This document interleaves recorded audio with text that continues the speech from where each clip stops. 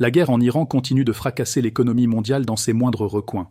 La situation devient véritablement critique et la douleur s'intensifie de semaine en semaine, sans répit, sans le moindre signe d'accalmie à l'horizon. Pourtant, Scott Bessent, lors de sa dernière comparution devant le Sénat américain, a déroulé son numéro habituel avec une désinvolture qui laisse sans voix. C'est presque surréaliste d'entendre les mots qui sortent de sa bouche face au sénateur qui l'interroge. Quand on lui demande quelle note il attribuerait à l'économie américaine en ce moment précis, sa réponse défie l'entendement. Selon lui, en dehors de quelques prix temporairement élevés qu'il qualifie lui-même de problèmes mineurs, les États-Unis seraient sur le point de bâtir l'une des économies les plus robustes et les plus performantes de toute l'histoire de l'humanité. Il cite fièrement une croissance de 2,6% et une inflation de base en recul, comme si ces chiffres constituaient une raison valable de se réjouir. Attendez une minute, monsieur Bessent. Prenons le temps d'examiner ce que ces chiffres signifient vraiment. Une croissance de 2,6% dans une économie qui fonctionne avec un déficit budgétaire avoisinant les 6% du PIB, ce n'est absolument pas une performance digne de célébration dans une salle du Sénat. C'est une tragédie économique habilement déguisée en statistiques présentables. C'est la démonstration parfaite et implacable de la fragilité réelle de l'économie sous-jacente et de l'ampleur colossale du gaspillage qui s'opère dans les dépenses publiques américaines. Vous injectez massivement de l'argent public pour obtenir une croissance médiocre.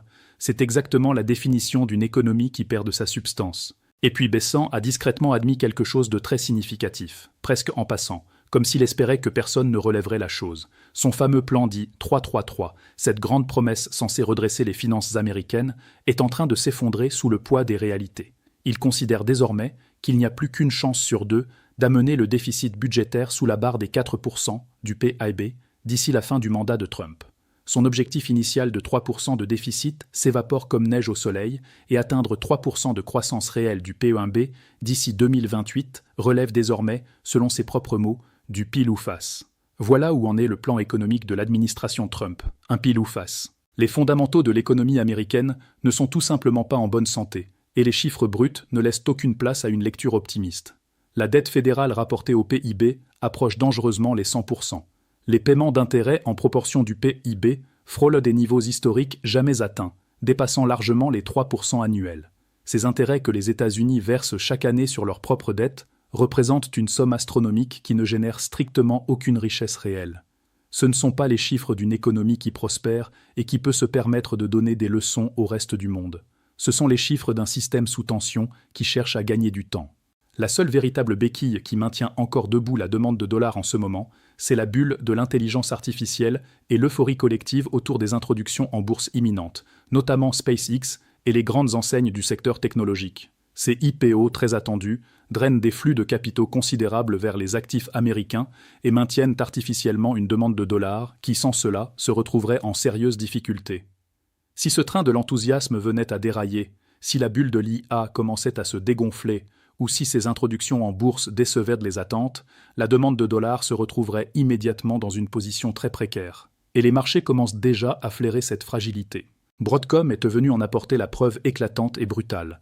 Ce fabricant américain de semi-conducteurs a raté ses estimations de bénéfices de 1,2 milliard de dollars.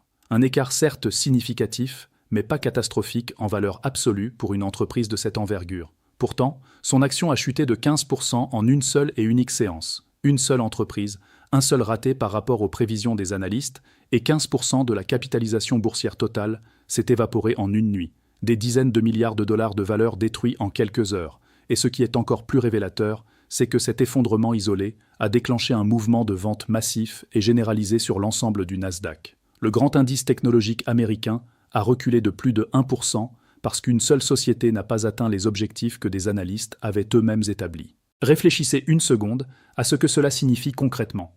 Un marché aussi nerveux, aussi prompt à paniquer sur un signal isolé, n'est pas un marché en bonne santé. C'est un marché qui cherche n'importe quelle excuse pour vendre, parce qu'au fond, tout le monde sait que les valorisations sont déconnectées de la réalité économique sous-jacente. Cela vous dit tout sur le niveau des valorisations par rapport à la réalité tangible. Les valorisations flottent dans les nuages, déconnectées de toute logique économique fondamentale. La bulle de l'intelligence artificielle est sous une pression croissante et les fissures commencent à s'élargir. Les taux d'intérêt vont rester obstinément élevés encore longtemps et la Réserve fédérale se trouve désormais au bord d'un nouveau cycle de hausse en 2027, ce qui constituerait un choc supplémentaire pour des marchés déjà fragilisés.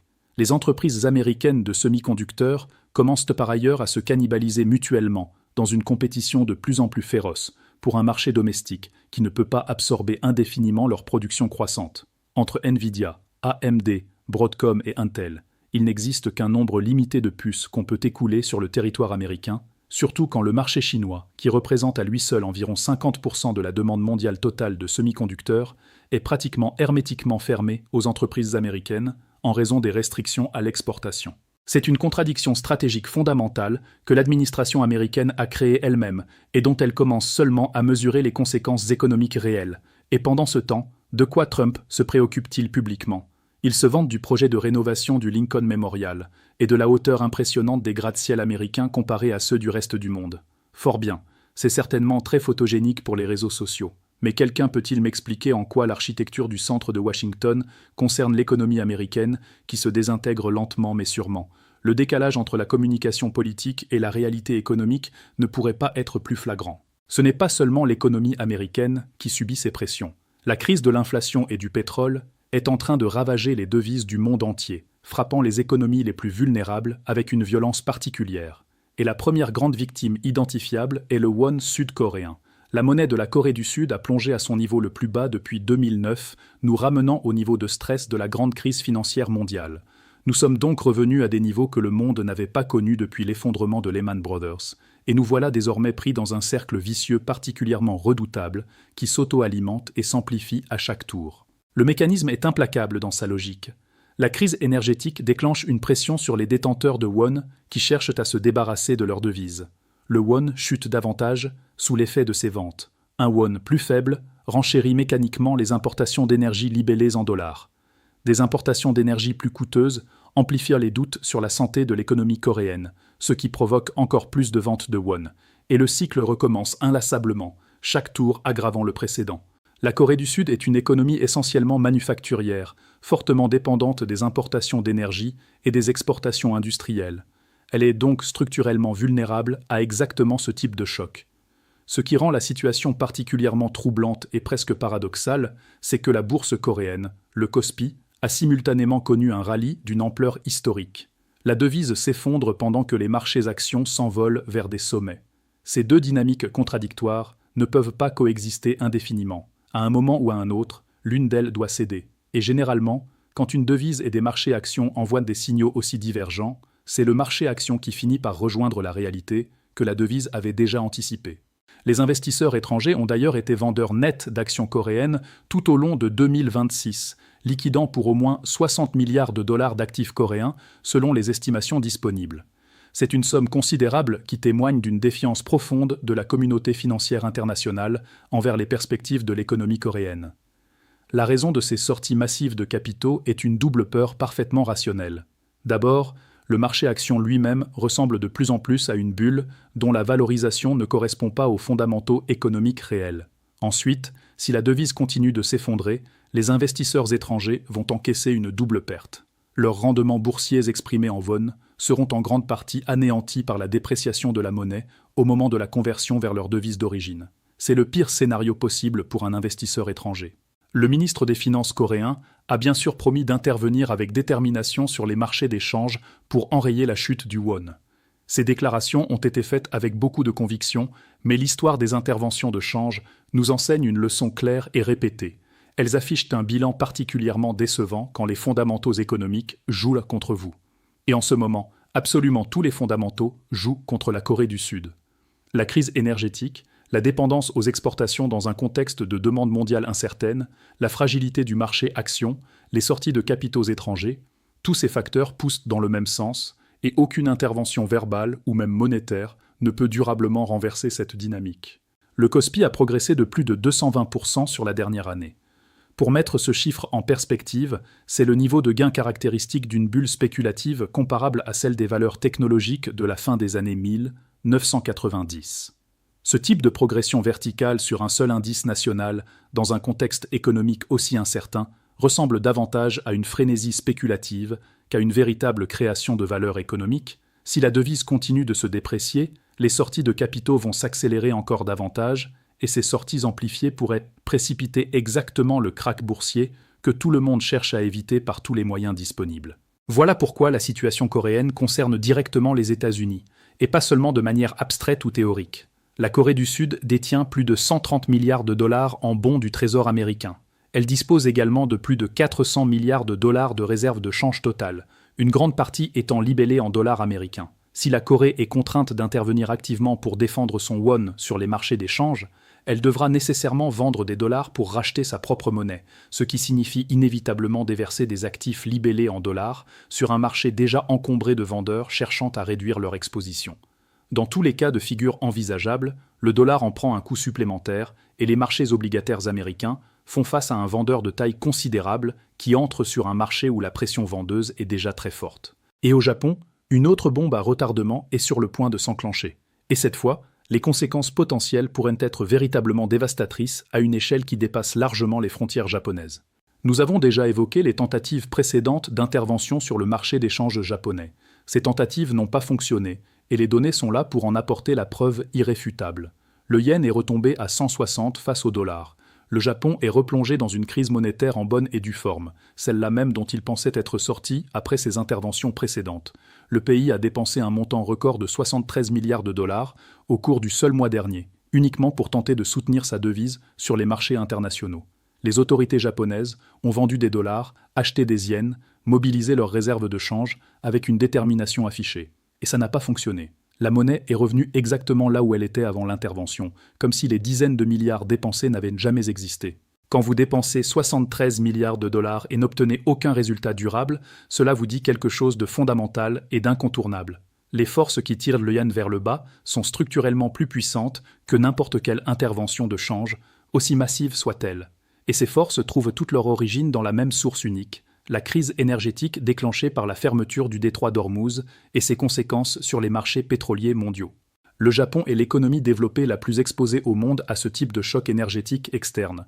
90% de son énergie est importée, sans alternative possible à court terme. Chaque fois que le yen se déprécie face au dollar, les importations d'énergie libellées en dollars deviennent automatiquement plus coûteuses, exprimées en yens. Des importations d'énergie plus onéreuses pèsent sur les marges des entreprises et sur le pouvoir d'achat des ménages, ce qui affaiblit l'économie dans son ensemble. Une économie affaiblie crée de nouvelles pressions à la vente sur le yen, et le cycle continue inexorablement sa spirale descendante, chaque tour amplifiant le précédent. Les spéculateurs professionnels ont rapidement et parfaitement identifié cette dynamique structurelle. Début mars, on a assisté à un basculement massif des positions, passant de positions haussières à des positions massivement baissières sur le yen, pratiquement du jour au lendemain. Les fonds spéculatifs et les traders de devises avaient compris avec précision que le yen allait inévitablement être la victime collatérale de la crise d'Ormuz. Ils ont donc concentré leurs paris sur son effondrement, amplifiant par leurs propres transactions la dynamique baissière qu'ils anticipaient. C'est le mécanisme classique des crises de change. Les spéculateurs accélèrent des tendances qui existent déjà dans les fondamentaux. Face à l'échec répété et documenté des interventions de change, le Japon pourrait maintenant être contraint de passer à des mesures bien plus radicales et aux conséquences potentiellement déstabilisatrices à l'échelle mondiale. Une hausse significative des taux d'intérêt. Le gouverneur de la Banque du Japon a effectivement signalé, dans des termes inhabituellement directs pour un banquier central japonais, la possibilité réelle d'un relèvement de taux si l'inflation s'avère plus persistante et plus élevée que prévu dans les projections officielles. Une hausse de taux au Japon constituerait le changement de politique monétaire le plus important dans ce pays depuis plusieurs décennies. Rappelons que le Japon a maintenu des taux proches de zéro, voire négatifs, pendant une période exceptionnellement longue. Toute normalisation de cette politique représente un choc considérable pour les marchés financiers mondiaux qui se sont habitués à cette situation. Les marchés à terme prennent cette perspective très au sérieux et leur prix reflète cette conviction. La probabilité d'une hausse de taux de la Banque du Japon se situe désormais entre 70 et 80% selon les marchés à terme. Ce n'est plus un scénario marginal réservé aux analystes pessimistes. C'est devenu le scénario central, celui autour duquel les grands acteurs financiers mondiaux commencent à repositionner leur portefeuille. Et pendant ce temps, Trump continue de jouer à des jeux de supposition sur la crise énergétique mondiale et ses conséquences économiques. Il ne semble genuinement pas croire que la situation soit aussi grave que tout le monde peut le constater en regardant simplement les données disponibles. Il affirme que les prix de l'essence sont plus bas qu'avec Biden, que l'inflation est fondamentalement le problème de l'Iran et non de l'Amérique. Ce décalage entre la perception de Washington et la réalité que vivent les marchés et les ménages est extrêmement dangereux quand on se trouve aussi proche d'un événement financier majeur potentiel. Peter Navarro, le conseiller économique de Trump, a récemment déclaré que l'inflation était essentiellement une inflation iranienne, une conséquence de la stratégie de Téhéran et non un problème économique domestique américain. Cette déclaration provient d'une dimension parallèle totalement déconnectée de la réalité économique que le reste de la planète est en train de vivre douloureusement. Parlons maintenant des conséquences réelles et concrètes d'une hausse des taux japonais, parce que les effets vont se propager dans chaque recoin de la finance mondiale avec une vitesse et une amplitude que peu de gens anticipent correctement. Le premier problème majeur et le plus immédiatement préoccupant est le rapatriement potentiellement massif d'actifs japonais actuellement détenus à l'étranger. Le Japon dispose encore d'environ 3 500 milliards de dollars d'actifs nets extérieurs. C'est une somme absolument colossale, et ces actifs ne sont pas que des avoirs gouvernementaux facilement gérables. Des investisseurs privés, des fonds de pension qui gèrent l'épargne retraite de millions de Japonais, des compagnies d'assurance, de grandes entreprises industrielles et commerciales, tous détiennent d'immenses portefeuilles d'actifs étrangers accumulés au fil des décennies de taux bas au Japon. Si la Banque du Japon relève son taux directeur, ne serait-ce que de 25 points de base, ce modeste ajustement représenterait le taux japonais le plus élevé depuis 1995. Depuis 1995. Cela illustre à quel point la politique de taux zéro et négatif a conditionné le comportement des investisseurs japonais pendant une génération entière. Et ce mouvement, même modeste en termes absolus, pousserait mécaniquement les rendements à long terme significativement plus hauts, changeant radicalement le calcul économique de millions d'investisseurs. Un signal particulièrement préoccupant devrait alarmer tout observateur attentif des marchés financiers. Le rendement des obligations d'État japonaises à 10 ans a dépassé le rendement en dividendes des actions japonaises pour la première fois depuis 2008, en pleine crise financière mondiale. C'est un seuil historiquement très significatif. Cela signifie concrètement que les obligations d'État japonaises offrent désormais un revenu plus fiable et plus attractif que la détention d'actions domestiques, renversant une hiérarchie qui avait prévalu pendant des années. Et cela crée une incitation économique très puissante pour les grands investisseurs institutionnels de rapatrier leurs capitaux vers les obligations locales japonaises plutôt que de maintenir des positions en actifs étrangers. Une grande rotation des portefeuilles est donc potentiellement sur le point de se produire. Et si les institutions financières japonaises font pivoter massivement leurs actifs étrangers vers des obligations domestiques, ce qu'elles vont vendre sera de manière prépondérante américain. Actions américaines, bons du Trésor américain, dettes d'entreprises américaines libellées en dollars. Un volume colossal d'instruments financiers américains va se retrouver sur le marché au même moment. Cet exode pourrait être d'une ampleur que les marchés n'ont pas vue depuis très longtemps. Mais il y a un scénario encore plus sombre qui se cache à l'intérieur de cette perspective déjà préoccupante. Une hausse des taux japonais ne garantit pas automatiquement que le marché obligataire japonais va absorber positivement cette décision. Que se passe-t-il si le Japon relève ses taux et que le marché obligataire se rebelle quand même? Que se passe-t-il si les investisseurs exigent des rendements encore plus élevés que ceux que la Banque du Japon est disposée à offrir? Dans ce scénario cauchemardesque, la Banque centrale serait contrainte de revenir massivement sur le marché pour acheter elle-même des obligations d'État japonaises afin de prévenir un effondrement complet. Elle achète déjà l'équivalent de 2700 milliards de yens d'obligations japonaises chaque mois, rien que pour maintenir les conditions actuelles à un niveau supportable. C'est une intervention permanente et massive, simplement pour préserver le statu quo. Si le Japon relève ses taux et que le marché obligataire explose quand même, la Banque du Japon se trouve face à un choix impossible entre deux options également destructrices. Première option, laisser le marché obligataire s'effondrer avec toutes les conséquences systémiques que cela implique pour le système financier japonais et mondial. Seconde option, imprimer massivement de la monnaie pour racheter encore plus d'obligations et sauvegarder le marché au prix de la destruction accélérée de la devise japonaise. Les deux chemins mènent à une catastrophe d'une forme ou d'une autre. Et même si le Japon ne vendait pas directement des bons du Trésor américain de manière agressive, la seule dynamique des devises pourrait suffisamment déstabiliser le dollar. Les économistes estiment déjà que le dollar est surévalué d'au moins 20% par rapport à sa valeur fondamentale. Et une raison importante de cette surévaluation persistante est le flux constant et régulier de capitaux mondiaux, qui affluent vers les actifs américains. Un rapatriement massif des avoirs japonais pourrait inverser brutalement ce flux. Et quand ce flux s'inverse à une échelle significative, le dollar va perdre une grande partie du soutien artificiel qui le maintenait à ces niveaux élevés. Une correction de 20% d'un dollar surévalué n'est pas un ajustement graduel et gérable que les marchés peuvent absorber progressivement. C'est un choc brutal et simultané qui frappe le pouvoir d'achat américain, renchérit les prix des importations et amplifie l'inflation intérieure. Tout cela en même temps, dans une économie qui souffre déjà d'une inflation persistante et douloureuse pour les ménages. La conjonction de ces facteurs ne laisse pas envisager un dénouement en douceur. Choisissez votre désastre. C'est exactement la position dans laquelle se trouve le Japon en ce moment. Si le pays relève ses taux, le carry trade qui a soutenu les prix des actifs mondiaux pendant de nombreuses années pourrait exploser brutalement, provoquant une fuite précipitée des capitaux hors des actifs américains. Si le Japon vend massivement des dollars pour défendre directement le yen à la place, le dollar pourrait s'effondrer, et les marchés obligataires américains feraient nid face à un vendeur institutionnel majeur au pire moment possible. Les deux chemins mènent à une douleur sérieuse et prolongée pour le système financier américain. Et Washington ne semble toujours pas mesurer l'urgence et la gravité de la situation avec le sérieux qu'elle mérite. L'écart entre la perception officielle de la capitale américaine et l'état réel de l'économie mondiale se creuse de jour en jour, de déclaration en déclaration. Et plus cet écart se creuse, plus la correction finale, quand elle viendra, sera violente, désordonnée et difficile à gérer. Les marchés peuvent supporter beaucoup de choses, mais ils ne peuvent pas indéfiniment ignorer la réalité économique fondamentale. Dites-nous ce que vous pensez dans les commentaires. D'autres devises mondiales vont-elles suivre le won coréen et le yen japonais dans leur chute ? Le Japon sera-t-il finalement contraint de vendre des dollars à grande échelle pour sauver sa monnaie ? Et surtout, pensez-vous que Washington va finir par prendre conscience de la gravité de la situation avant qu'il ne soit trop tard pour agir efficacement ? Vos analyses et vos perspectives enrichissent le débat pour toute notre communauté et nous lisons chaque commentaire avec attention. Si vous n'êtes pas encore abonné à la chaîne, c'est vraiment le moment de franchir le pas. Activez la cloche pour être notifié dès qu'une nouvelle analyse est publiée.